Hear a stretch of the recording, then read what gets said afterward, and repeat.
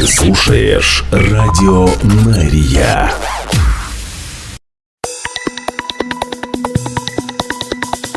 Израильская служба новостей в прямом эфире на Радио Мария. Здравствуйте. Сегодня 3 января. Мы начинаем.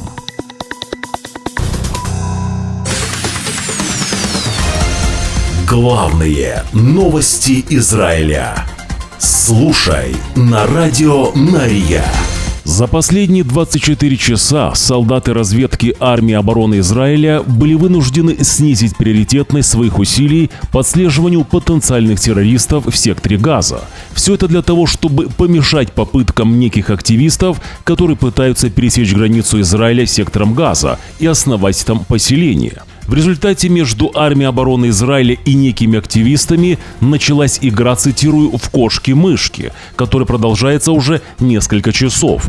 Об этом сообщает общественная телерадиокомпания Израиля Кан-11 со ссылкой на резервиста, который находится на месте событий. Резервист говорит, что специалисты по наблюдению, принимающие участие в операциях, отвлекаются от выполнения своих обычных задач. Это оказание помощи наземным войскам, выявление и ликвидации террористов на севере сектора Газа. Новости на Радио Мария. В это же время армия обороны Израиля подтвердила, что истребители недавно нанесли авиаудар по Южному Ливану, прокомментировав, что целью были ракетные установки Хизбаллы. В армии обороны Израиля добавляют, что в рамках соглашения прекращения огня между Израилем и Ливаном израильские власти направили ливанской армии запрос о нейтрализации пусковых установок, которые представляли угрозу израильскому тылу. Далее цитирую. Пусковые установки были поражены только после того, как запрос не был обработан ливанской армией, заявили в ЦААЛе. Напомню, что армия обороны Израиля по-прежнему дислоцирована на юге Ливана в соответствии с соглашением о прекращении огня и должна вывести свои войска до конца января в соответствии с развертыванием ливанских вооруженных сил в этом районе. Далее к другим событиям. Форум по заложникам и пропавшим без вести семьям приветствует решение премьер-министра Израиля Биньямина Нетаньяху направить новую переговорную группу для переговоров по заложникам в Катар, комментируя, что, цитирую, «мы не можем упустить эту возможность. У 100 заложников, которые удерживаются в глубинах туннелей Хамас, нет времени на затягивание переговоров. Мы требуем, чтобы премьер-министр предоставил переговорной группе мандат на достижение соглашения, которое предусматривает возвращение всех заложников до последнего, живых для реабилитации, но павших для захоронения», говорится в сообщении форума заложников. Высший суд Израиля постановил отменить ключевой пункт закона, принятого по распоряжению министра национальной безопасности Итамара Бен-Гвира. Закон предоставляет Итамару Бен-Гвиру полномочия определять общие принципы в отношении полицейских расследований. Добавлю, что решение об отмене пункта, касающегося полномочий в отношении политики полицейских расследований, было принято большинством голосов – 5 судей против 4.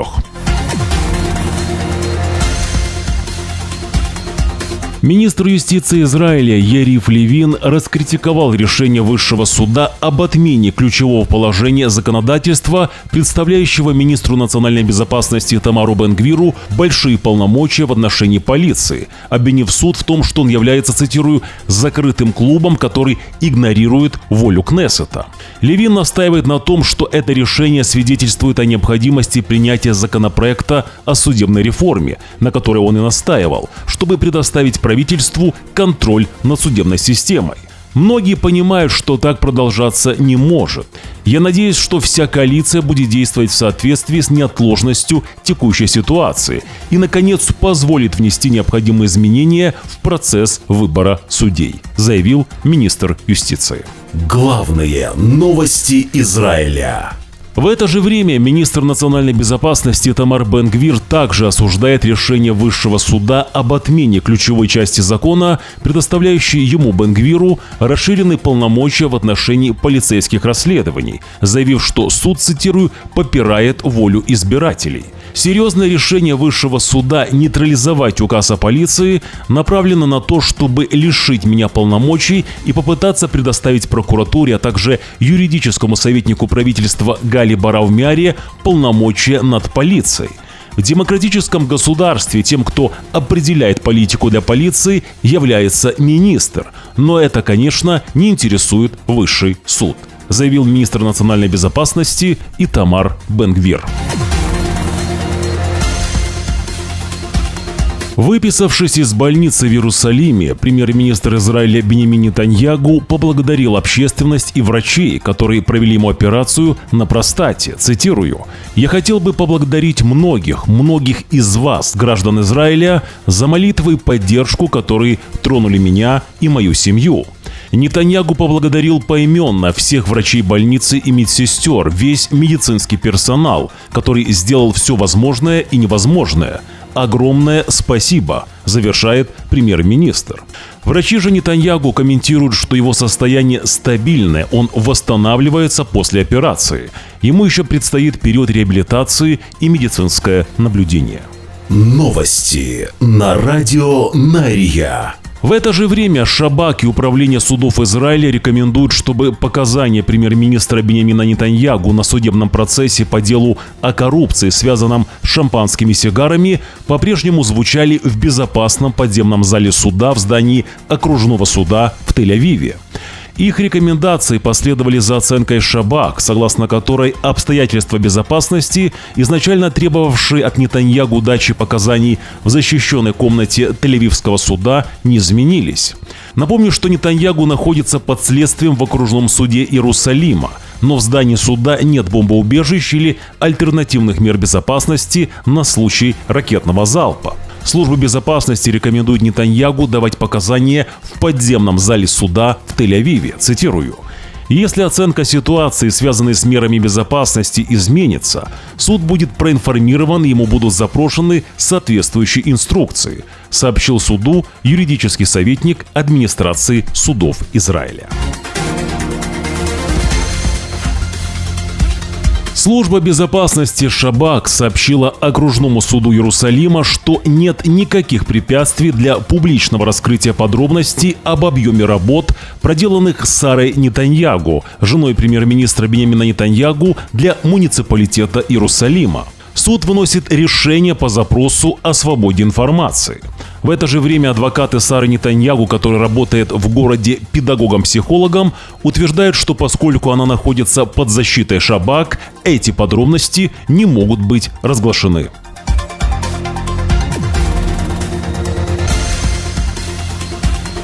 Министр культуры Израиля Мики Зоар был освистан зрителями на открытии Хайфского кинофестиваля. Многие в зале раскритиковали Зоара за неспособность правительства вернуть заложников из Газы.